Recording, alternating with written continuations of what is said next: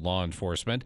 Kingsley Cray Holliday was booked into the Cache County Jail Monday night, where he's being held pending arraignment on formal charges. According to multiple arrest affidavits, North Park police officers were called to a hospital emergency room on a reported rape September 3rd of last year. The alleged victim claimed she was at an event when an unknown man took her against her will to another location and raped her. The woman told police the male suspect, later identified as Holliday, grabbed her wrist and dragged her out of the building, according to the probable cause statement outline. Investigators report witnesses placed Holliday at the event on the night of the incident. DNA evidence was collected from the victim and later matched the suspects. North Park Police Chief Kent Goodrich said the September event was being held in Hyde Park.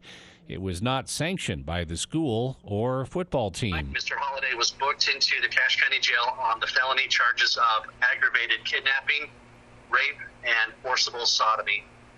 There will be no further information released at this time due to the ongoing nature of the case.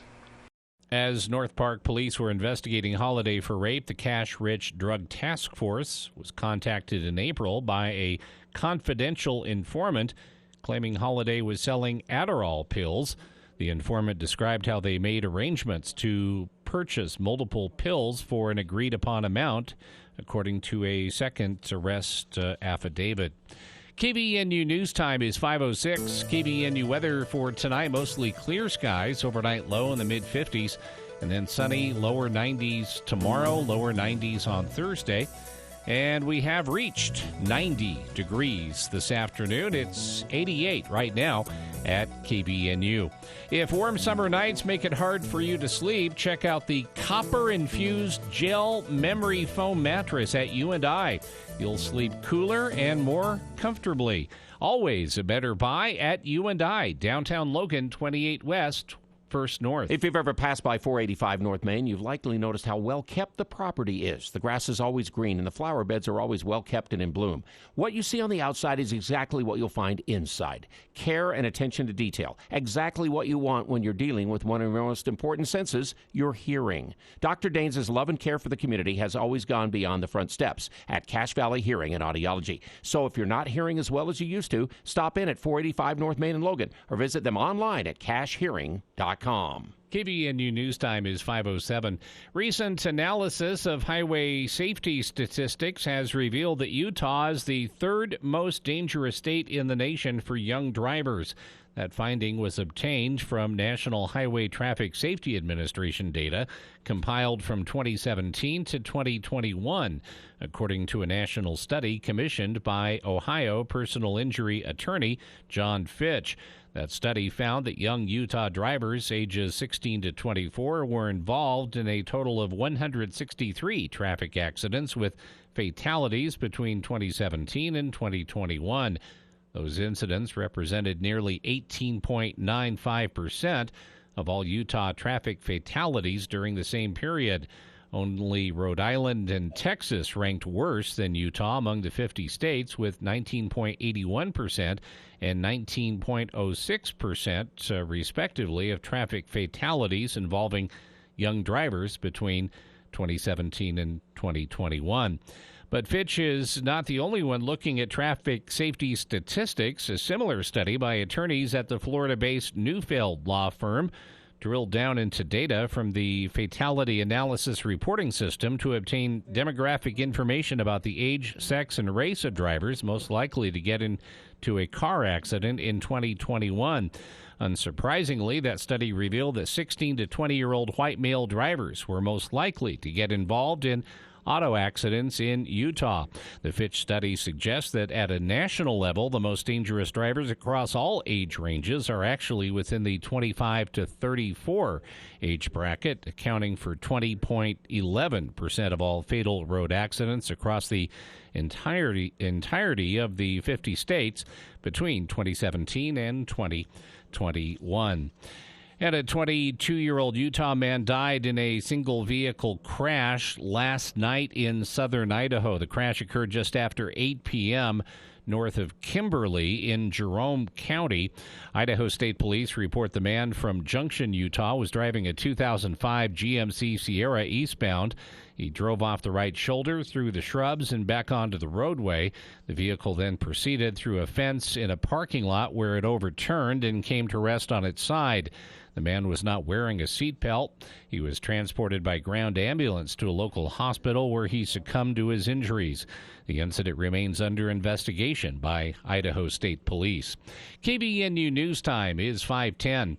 For more details on these and other stories, visit CacheValleyDaily.com. 610 AM and 102.1 FM. News Talk KVNU. The landscaping season is now in full swing, and Canyon Landscaping is still booking for this season. For over 2 decades, Canyon Landscaping has been Cache Valley's leader of new and existing home landscaping projects. Spots are filling fast, so don't wait any longer for your outdoor living to become an extension of your home. To get your project going, request an appointment online at canyonlandscaping.com or call 752-3838. Let's get started on your yard. 752-3838. Canyon Landscaping. Look for the leaf. What if you could come home every day to a peaceful retreat nestled in the mountains? A place that's only minutes from downtown Logan, but offers access to national forests from your own backyard, surrounded by mountains, horse riding, hiking trails, babbling brooks, and more. All this at Maple Creek Ranch, which is now in its 4th and final phase of development. 2.5-acre lots, your own piece of paradise that's remote yet accessible. And road improvements will be completed this summer. Don't let this opportunity pass you by. Go to maplecreekranch.net. Maple Creek Ranch, just east of Franklin, Idaho. Feels like Tuesday. Tuesday has no feel.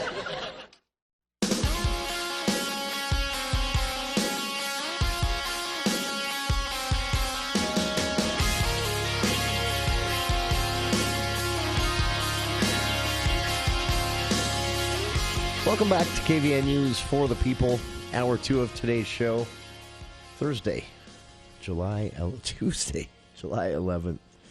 I was so proud, Bill. I got the month and day right in hour 1, and then here we are in hour 2. Well, it's because the 4th was on a Tuesday last week. That has just thrown everything off the last 2 weeks. That is, I blame both a shout out and blame for our good friend Dave Denton. I was texting with him through the between hour break there. Good to hear from you, Dave. If you're listening, we miss you. Keep in touch. It is time for this month's episode of the For the People Book Club, and I'm excited about this one. As I told listeners in hour 1, I thought about the book that we're going to be discussing with our good friend Craig Petersen here in the studio. As I was listening to a book related to Oppenheimer and the development of the atomic bomb, and Craig, there was just a really quick story to tie that in with this, this movie coming out and all this. There was an entire team of fake news creators, which is what we'll be talking about to this hour. There was an entire team of fake news creators whose whole job was to make sure that the Russians and Germans didn't figure out what they were actually working on. And they made fake TV studio sets. They would sit, big wigs from the military down with fake journalists, and then they would tell CBS and other news organizations, hey, this isn't real, but we have to do this because they can't know what we're working on. And the news agencies actually grappled with that. They struggled with that and eventually decided, okay, considering what's at stake, we will do this time. And so they actually ran fake news stories, knowing they were fake, to throw our enemies off, basically. Anyway, I thought of you in this book that we're going to be discussing the whole time I was listening to that chapter. So, let's see, I forget the title. I had it right here, and I've closed it. True or false? True or false, that's right. Yeah. I'm really intrigued. This is one I haven't read. In fact, I hadn't heard of it until you told me, but this is True or False, written by a former CIA analyst. And this isn't really a big-time book. In fact, it was actually written for high school students in political science AP classes. But the reason I thought we could talk about it is because the topic is fundamentally so important and going to be even more important. Sure. First part of the book just talks about different examples of fake news going back thousands of years. And then the second part talks about how to detect fake news. Oh, so it actually offers some tips on. Yeah, that's the last half. Yeah, that's useful. So let me ask you a question, Jason. We live in a very politically divided country, probably the most so that I can ever remember, except for maybe the 1960s. I don't know. Do you have friends and family that you simply have had to tacitly or explicitly agree just to not talk about certain topics? Yeah, we do too. Politics primarily, but and others religion. It's just an agreement. We just don't discuss it. Everybody gets along fine. And politics is actually, I think, of all more difficult than religion. Yeah. Religion's been long enough so that the ground rules and the sides have been pretty clearly defined. Yeah. But the politics, not so much so. It didn't used to be that way, and I thought a lot about why. And I have a theory on this, and I'm going to throw it out and see what you think. Okay. On why it's gotten more... Why we're more and more divided. Why... Emotional and... why it's become more and more difficult to talk about politics in particular. And here's my theory, is that I think one of the most consequential changes that's occurred in really the development of the Internet, so probably the last 20 years, is that we no longer get our information from a common source. Yeah. It used to be that there were three networks, ABC, NBC, and CBS, and people listened to him, and Walter Cronkite, he was kind of America's daddy, and no one would ever think that Walter Cronkite would ever mislead them. Yeah. And newspapers served a different purpose. Newspapers were daily. They had fairly substantial staffs. They could do investigative journalism, and people all read their newspapers. Sure. I thought a lot about this. It would be a lot easier to be a mayor now because the scrutiny that is placed on local government just doesn't exist just because of the staff. So no fault of theirs. They just don't have the staff to do that anymore. Yeah. And sadly, in Utah at least, it's happening everywhere. Yeah. All along. So we'll be down to, half the news organizations that we had 10 years ago. Yeah, and even those are smaller in staff than they used to be. In fact, I noticed today, I think it was the New York Times farmed out their sports news. Yeah. They're not going to have a bureau anymore. Yeah, they're going to contract that. Yeah. And, the technology has changed. The printing press allowed news to be disseminated broadly. The telegraph allowed it to be distributed instantly. Sure. Radio and TV allowed it to be not just point to point, but disseminated. And then the Internet actually allowed it to go both ways. And so the ability to communicate information and to communicate sometimes not accurate information really has changed over time. I would agree with your theory on this because I the way I think about this is I remember reading, and this was just a man's opinion, and I wasn't old enough at the time to have to know to even follow this. I think it was like one, but there was a point when Walter Cronkite, the quote, I don't remember how it goes, but it was something within the administration, the presidency. Someone said to someone else, "We've lost Cronkite," because he did an editorial the night before saying it's time to leave Vietnam. We need to get out, and that would the next day. They said we've lost Cronkite. And that was all that needed to be communicated. Yeah. And the plan for withdrawal began because they knew at that point the American people would not support staying longer. And I thought that would never happen today. There is not a single news personality that would have that level of trust with the American people. Not even close. Yeah. We can't even. There's not even a total consensus on who won the last election. Sure. And not because there aren't any that are as ethical and as good at their job as Cronkite was, but because there are so many, and everyone has their favorite, and And that's the key. Everyone has their favorite. Yeah. For example, although if Geraldo Rivera says it, I'm not even asking questions. Of course. Even I have a website that I look at for news. It's just on my browser. It just comes automatically.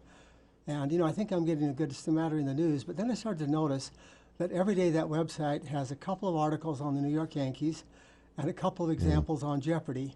And I don't know if people really realize that, but your news feeds really are based on an algorithm that determines what you seem to be interested in or what you click on, and it changes over time. So nobody else sees Jeopardy, and the Yankees do, but only people who have my same type of interest. They see but what I see is not only from my choice of a website, but it's what people choose to put on my website. Yeah. And that's changed over time. That's I always used to say, for years I was the big naysayer anytime somebody would bring up you'd hear people, bias in the media.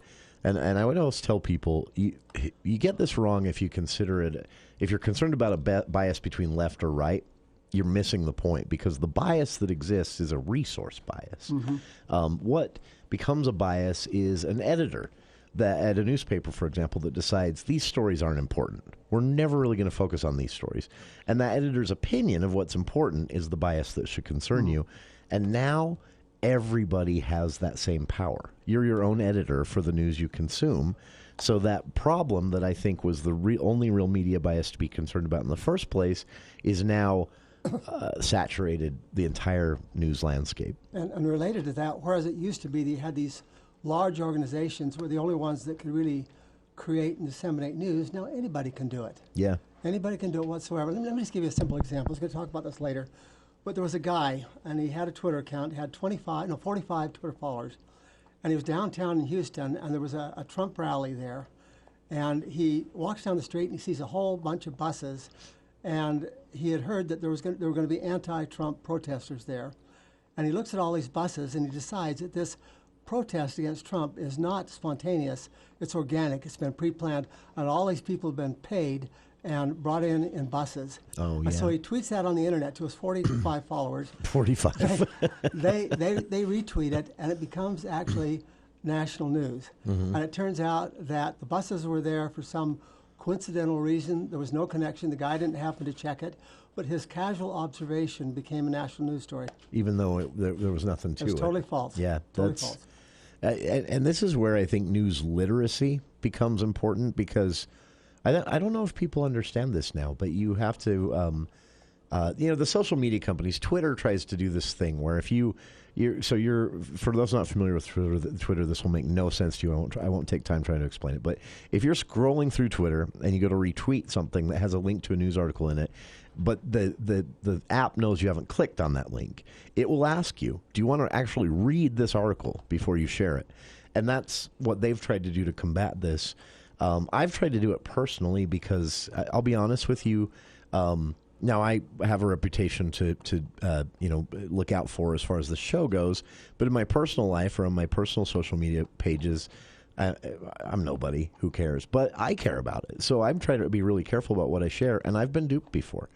I've had people who I've followed forever, or even know personally that I trust very much, and they were duped. And I thought, well, they would never be duped. And so I would run with it, and we were all duped. It ended up being something. I think it was a local issue. I don't remember what it was, but there ended up being a completely fabricated story. Yeah. And just no one asked. And even beyond that, there's some research that suggests that people often will retweet or share news not having read it, but just based on the headline. Sure. They didn't bother to look at the content. They just think this is an interesting headline and put it out. And it's a pretty common occurrence, yeah. And that's, unfortunately, it skews the media landscape out there. We're talking about fake news, news literacy, how we consume information, and more. All of this around a book called True or False by former CIA analyst Cindy Otis here on the For the People Book Club. And we'll be back with more right after this.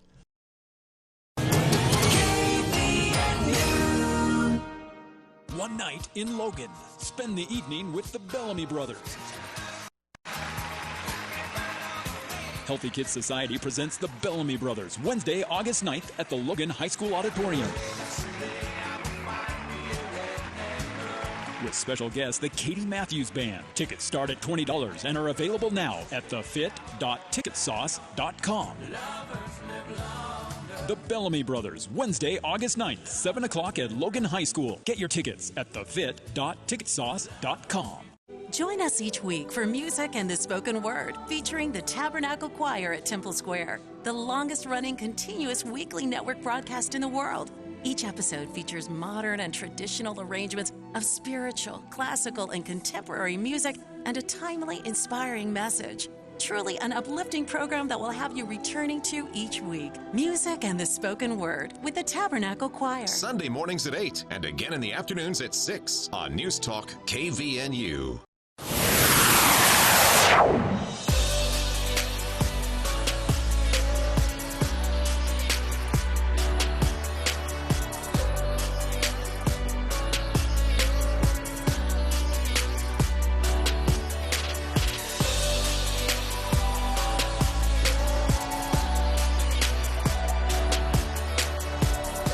Welcome back to KVN News for the People. I wasn't paying attention. I got us off the clock, so we're just a few minutes from the news, but we can get back into it for a bit. Craig Petersen here in the studio for the For the People Book Club, talking about True or False by former CIA analyst Cindy Otis. Widely available. I've linked to it on our Facebook page, and fascinating discussion we were just having there regarding fake news and news literacy. There's even a step beyond fake news. You might remember this. A number of years ago, there was a government official, and he stated some information about the size of a rally, and the news media came back and said, we did a count on this, and it turns out it was a whole lot smaller. And his response was, well, I'm simply giving you alternative facts. So it's just kind of a tacit admission that he made the whole thing up. In a couple of minutes, can I do a blatant book plug? Please. Jason suggested this would be okay. So there's a book that's coming out from Deseret Book. I contribute an essay. It's actually a church-related book. It's called No Division Among You, Creating Unity in a Diverse Church. And so it really kind of follows here. And the notion is... But the idea of unity. The idea of unity and the idea of why there is unity and why there isn't unity. It was edited by Richard Eyre, who's a New York Times best-selling author. Yeah. And I contributed one of the essays. My particular one was called Unity Begets Synergy. And the notion was that the more unified a body is, the more synergistic it becomes, the more it becomes more than the sum of its components. But the other contributors, one is a retired appellate court judge. There's diversity of race, gender, and sexual preference, and it's actually now available from Deseret Book, and it's called No Division Among You. No Division Among You. Yep. That is, I'm curious to read what you had to say, and that does tie in with what we're talking about, because this is why. So I actually had this disagreement with Governor Cox here in the studio. He has a tendency to say we're so polarized now, and I said, please stop using the word polarized, because it implies something static. I said I would prefer to hear people say disunity, because that to me better describes what's going on. Because again, polarized to me implies you have these two factions exactly this distance apart at war with each other, and I think more what's happening is it's a little more fluid than that. Absolutely. And I would say disunity fits better, because I think the problem is everyone's angry, or appears to be angry, scared, upset, anxious. And so disunity fits more. So I like that your essay is referencing unity in there, because it fits better, I think. How does it, really quick, not to drag you into a discussion of your book, but how do these two tie together for you? Because I know, like this book we're discussing now, but I know this is something you think about a lot, news consumption, your connection to the world, and then your personal faith at the same time. I do, at least online, I see the two influencing each other sometimes. Well, I think the way it ties together is that people come together in church, and yet there are these kind of unspoken topics that they can't talk about. So they're supposed to be religiously unified, and yet in another aspect of their relationship, they have this divergent, this kind of hidden taboo that they really can't openly talk about. And I think it affects the extent that unity can exist in a congregation sometimes. Makes sense. Okay. That is well put.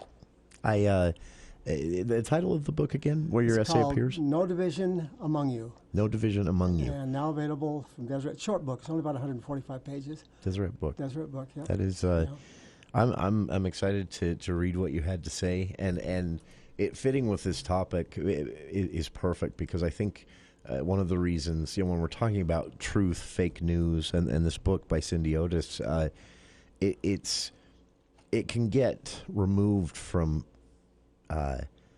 what's important in life sometimes. It's just this almost entertainment aspect to the cable news, especially, becomes almost like a TV show. And it's frustrating for me, because this does impact lives. It does change. The disunity can trickle down to a congregation, to a book club, to a work site, all of that. And then you flip on cable news and see them just feeding this and feeding it, because it's good for them, right? I think your comment that it really becomes a show or a product that they're promoting. The whole thing is around this notion of, we have a certain product we're going to sell, and we have a certain amount of viewers that buy that product, And so we really, it becomes suicidal almost to deviate from the basic product that they sold all the time. Sure. Yeah, it would end their business. And at the same time, it's really bad for us in the country.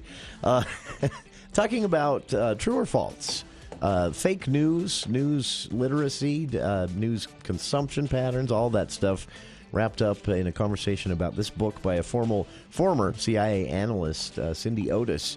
Conversation continues as the For the People Book Club with Craig Petersen here in the studio continues after these headlines with KVNU's Bill Walter.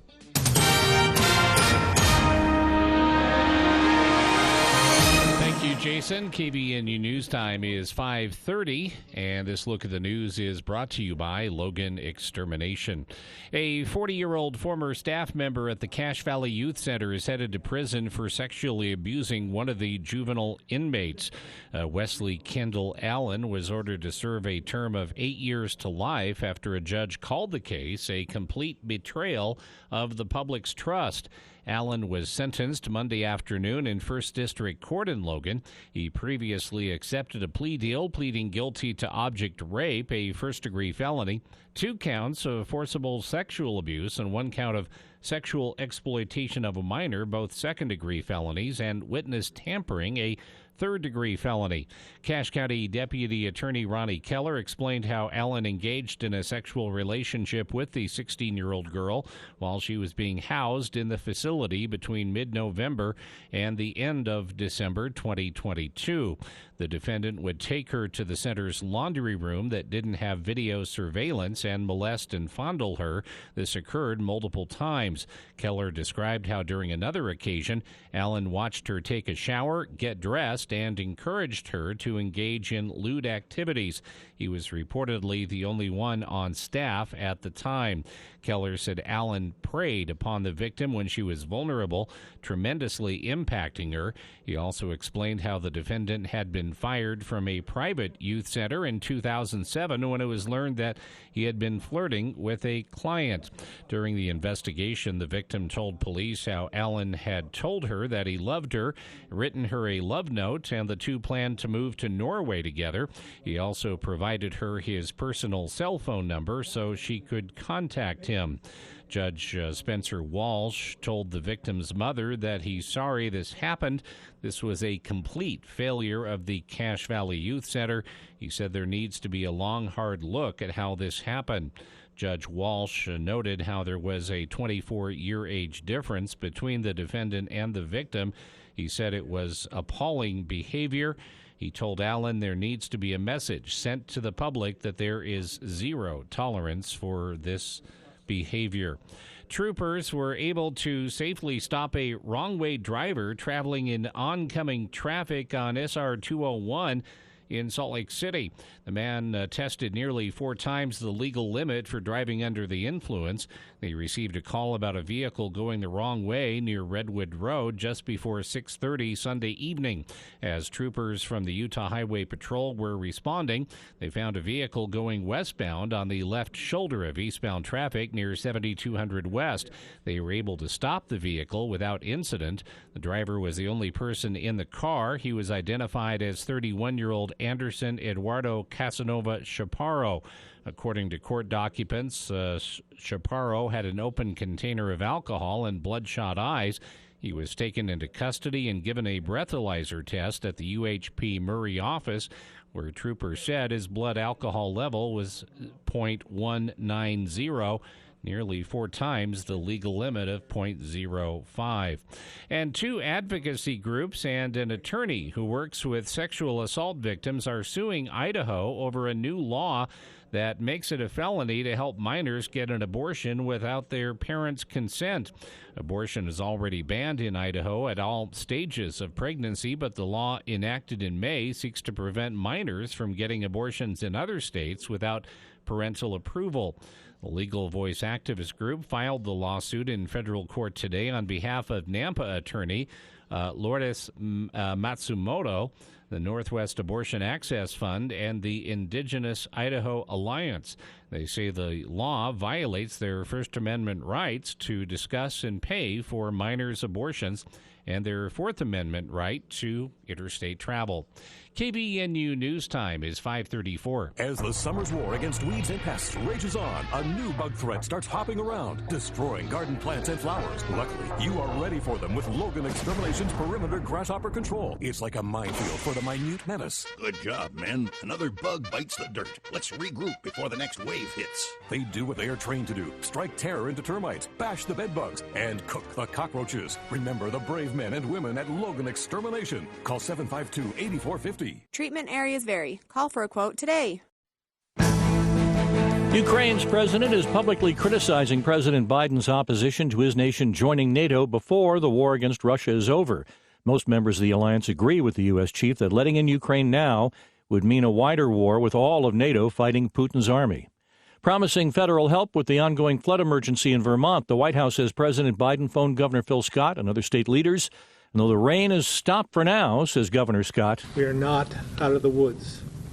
This is nowhere near over, and at this phase, our primary focus continues to be on life and safety. Extreme hot weather warnings are affecting tens of millions of Americans from California to Florida. A new grand jury set up shop in Atlanta, which can issue indictments investigating efforts by former President Trump and his allies to overturn his 2020 election loss in Georgia. Mr. Trump has said his recorded phone call to state officials asking them to find him more votes was a perfect call. Chuck Sievertson, ABC News. KBNU weather for tonight, mostly clear skies, mid-50s, sunny, hot, lower 90s tomorrow, lower 90s on Thursday. It's been to 90 this afternoon. It's 88 right now at KBNU. KBNU weather brought to you by Whole Tree Care. Your trees and shrubs are growing like crazy. Are they blocking your view or posing a potential hazard? Call Whole Tree Care. They trim, shape, and remove trees. Call 435-760-6587. For more details on these and other stories, visit CashValleyDaily.com. Are you a hot sleeper? Warm summer nights can make it hard to sleep. UNI Furniture recommends sleeping cooler with a gel memory foam mattress. UNI features a copper-infused gel memory foam that helps with coolness and circulation. It moves better with you, giving you the best night's sleep. UNI is also the home of Chair Heaven. There's a reason they sell so many chairs, including recliners. For over 90 years, there's always been a better buy at UNI Furniture, downtown Logan.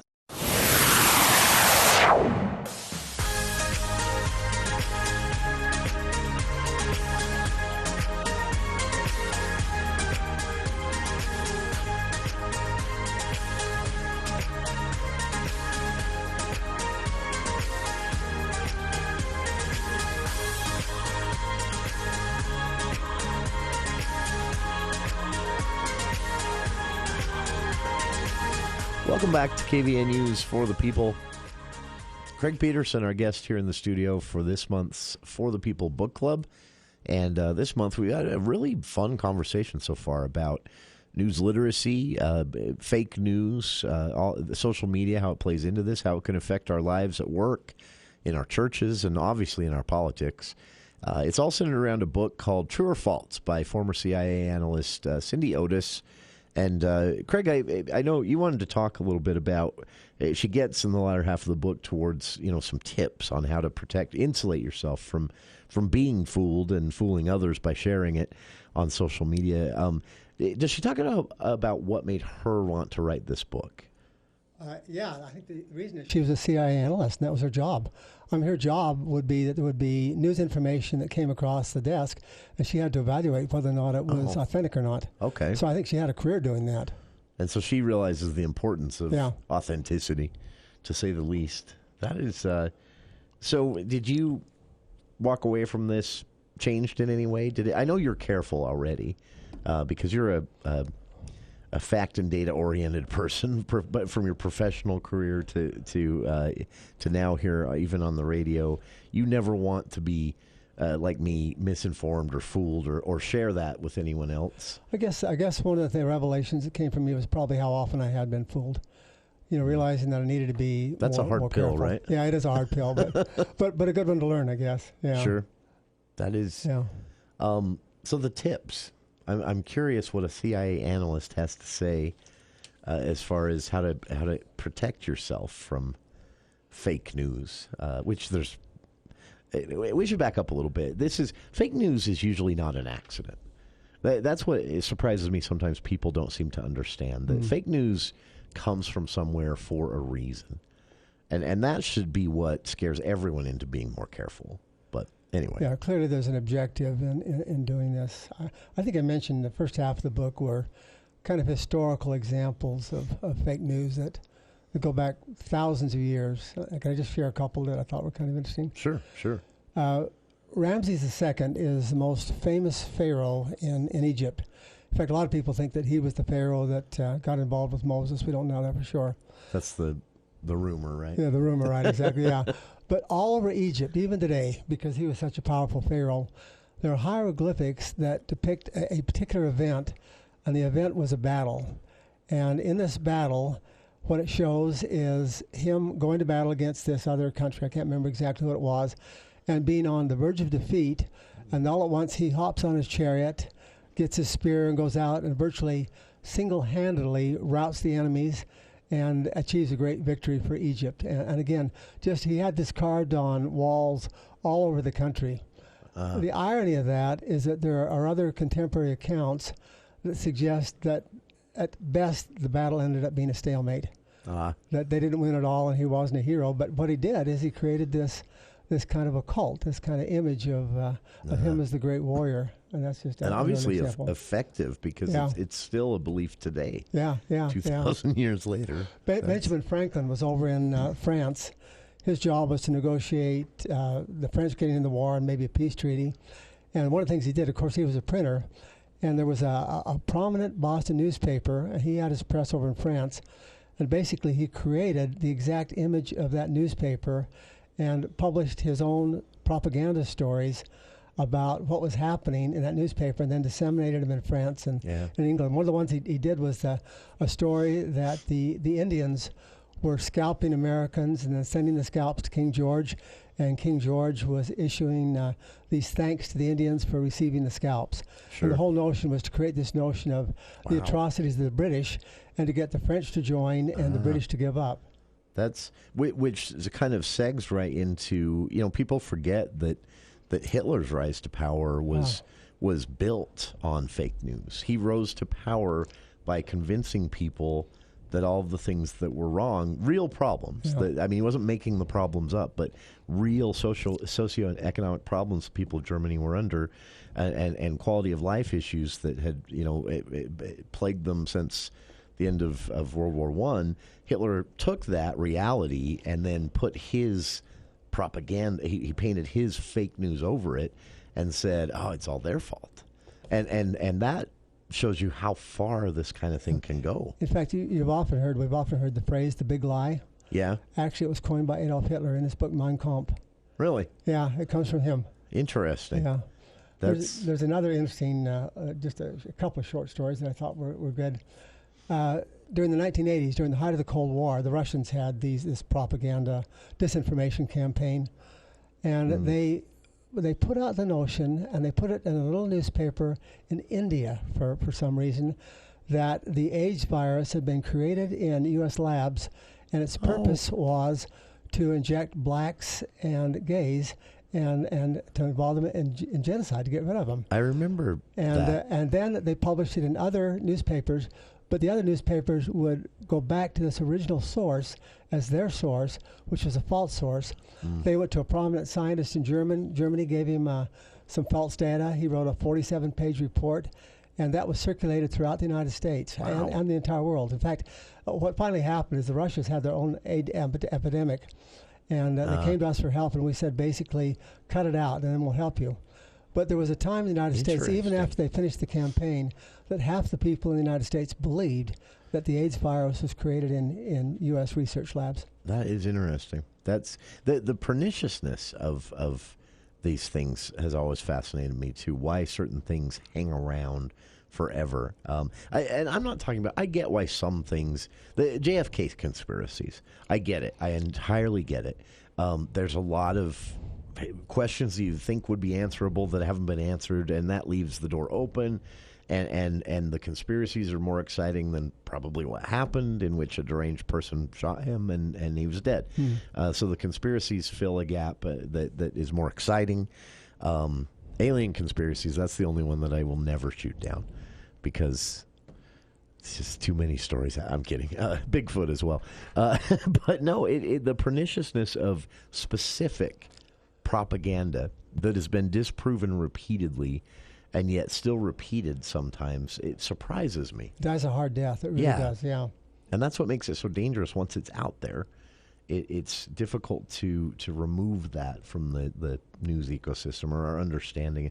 You know, one of my pet peeves, this actually comes from a USU physics professor, but the old adage, this is really not important, but it's the best example I always think of, but the old adage that the frog will sit in the boiling pot until the water's too hot to survive and the frog dies. Not true. Yeah. The frog jumps out because it gets too warm and the frog leaves. But, so there are all these examples of ways that we've absorbed things that aren't true. What's happening now seems far more aggressive. Is that something she talks about in the book? She doesn't talk about it, but I've thought about it a lot. And I think, she talks a little bit about it because she suggests that the advance of technology has been a significant contributor to the advance of fake news. And I mentioned a little bit earlier that, now we've got an internet which is available to everybody, is two-way, and is exceedingly cheap. It used to be that it was expensive to put out fake news. Now it's virtually costless to put out fake news. Sure. And also just the abundance of it. It used to be when you had a small number of major news sources, it was kind of easy to check and see what was right and what was wrong. It's not true anymore. Now people are overwhelmed by just the volume of news. It can be news fatigue is a phrase that is new and very much social media related, but it is real. We experience it here, our own news team, and me with the show. There are times that I get to the end of some weeks, and I feel like that it's too much. Yeah, it's just too many stories. That we had a week when there was a tragedy with a school shooting. There was a local incident. Did you have a week when there wasn't a tragedy with the shooting? Very few, unfortunately. I remember what it was. We had the school shooting, and then I remember thinking to myself, there was a time when I didn't know how to talk about these, and now I do. And I was mad that I knew how to talk about them on the radio, professionally and carefully and all that. I'm angry I have that skill. I don't want that skill. And that set my week off, and then just one after another, I got to the end of that week, and I could tell it was affecting me, my attitude, my outlook, all of that. And so I think about this. Because one other thing about fake news and it always being agenda driven, it's never good news. There's rarely fake news that's like, everything's going to be fine. All our politicians are great. She has to have seen some ugly things in her job, for the CIA. Yeah, she doesn't talk much about that. Maybe it's she doesn't. Okay. I think, Jason, as bad as fake news is right now, I think we're moving into an era that will make the stuff that we have now seem absolutely simplistic. I think even as early as the 24 election, that it will be difficult for people to determine what's real and what really isn't, and that has to do with the development of artificial intelligence. Yeah. If you just think about a number of things, first of all, even now, bots are being used. Bots are basically short for robots, but basically they're mechanisms that allow you to propagate news or even reviews on products or reviews on shows and things like that, but to do it in a way that they can just be all over the place, that there's no limit to the number of them. Yeah. I think that will increase. I've seen on television they developed avatars that are kind of fake newscasters that appear to be almost the real thing. They look and sound real. I've seen really do. Some of the demos. One of the scariest ones I saw recently on the news was a little girl 15-year-old girl, called up her mother and said, "I've been kidnapped, and they have to give me $1 million. You have to give $1 million, or else they're going to kill me."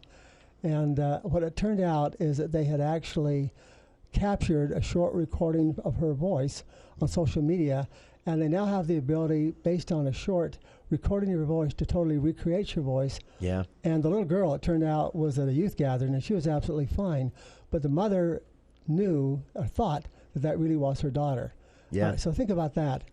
Think about it not just in terms of voice, but also in terms of visuals, the ability to create fake kind of visual images. Yeah. And then also, the flip side of that, think about the world where we all become aware and understand that this is the environment we live in now, and then you just believe nothing. It's even, an Amber Alert on your phone means something today. Yeah. But there's a time coming when it might not, because it's been faked, because it's been, because there have been stories like the one you just described. And so people see an Amber Alert and they're like, yeah, right. And that scares me too in a different way, that people will not believe anything they see or read. So it's impossible to tell people what's going on, really. The little boy who cried wolf too many times. Yeah. It's a horrifying scenario. And you pointed this out too. We're not talking about a one-day scenario. AI is there. On this video you and I just discussed with the fake newscaster that looks and sounds very real, that's already happened. It's out on the internet. You can watch it now. That frightens me a little bit. And AI is the kind of thing, maybe there's a hope to curb nuclear proliferation, but AI and the negative impacts, because it's software, because it's really virtually intangible, it's going to be impossible to control, I think. I listened to a talk, I mentioned to you at the break, it's by a guy by the name of Yuval Noah Harari. He wrote a book called Homo Sapiens, which is a history of the human race. He's a brilliant, brilliant guy. Fascinating But he book. gave a talk, it's on YouTube, you can see it. It's called AI and the Future of Humanity. And basically his thesis is that in the very near future we're going to be overmatched, and that the ability of AI to manipulate us and to control our emotions and to create our reality will cause us a whole different world, that our reality may be created by AI, but we don't know when it's created by AI, and we won't know what to believe.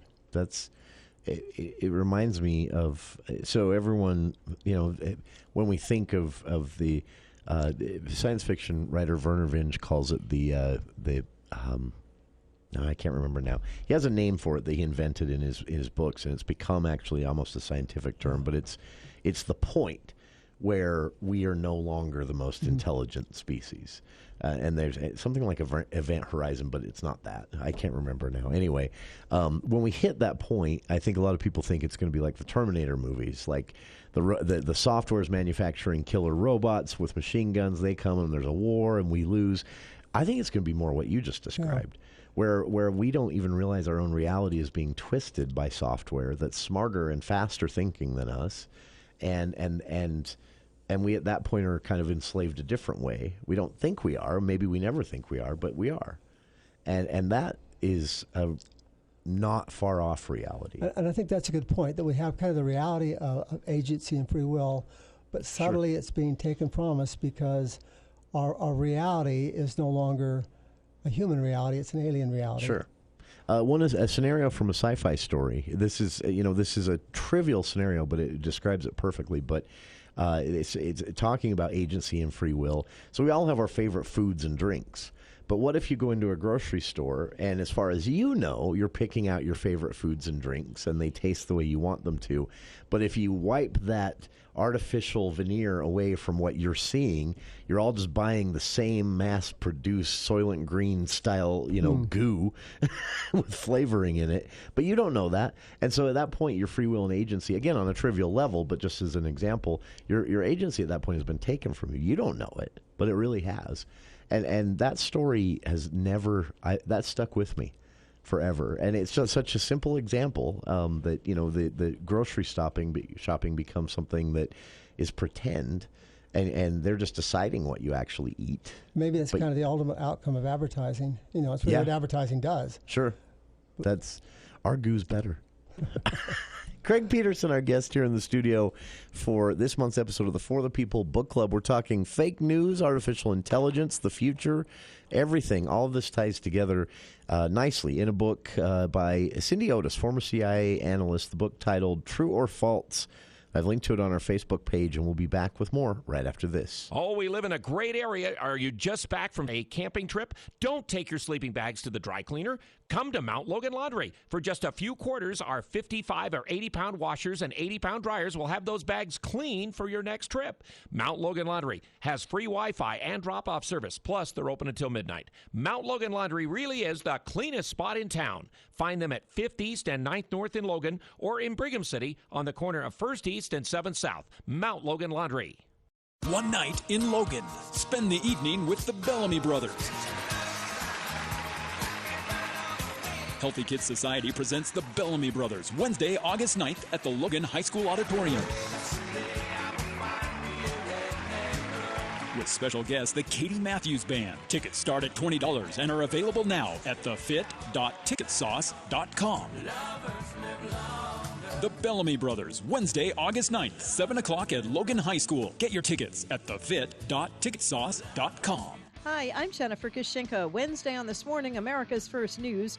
Why stubbornness helps explain why Wall Street is having a hard time letting go of the idea that a recession is just around the corner.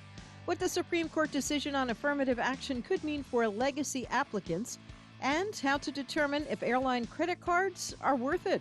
That's Wednesday on This Morning, America's First News. From 4 to 6 on News Talk KVNU, 610 AM and 102 FM. Your station for news and talk.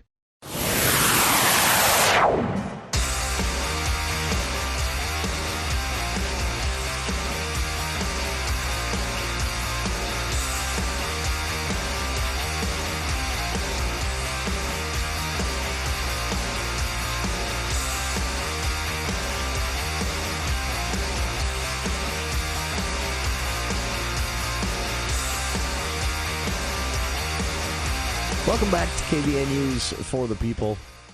Fun conversation happening here, and continuing into the breaks, too. I wish we had a full 2-hour podcast to just keep going the rest of the night. But Craig Petersen here in the studio. We're talking artificial intelligence, fake news.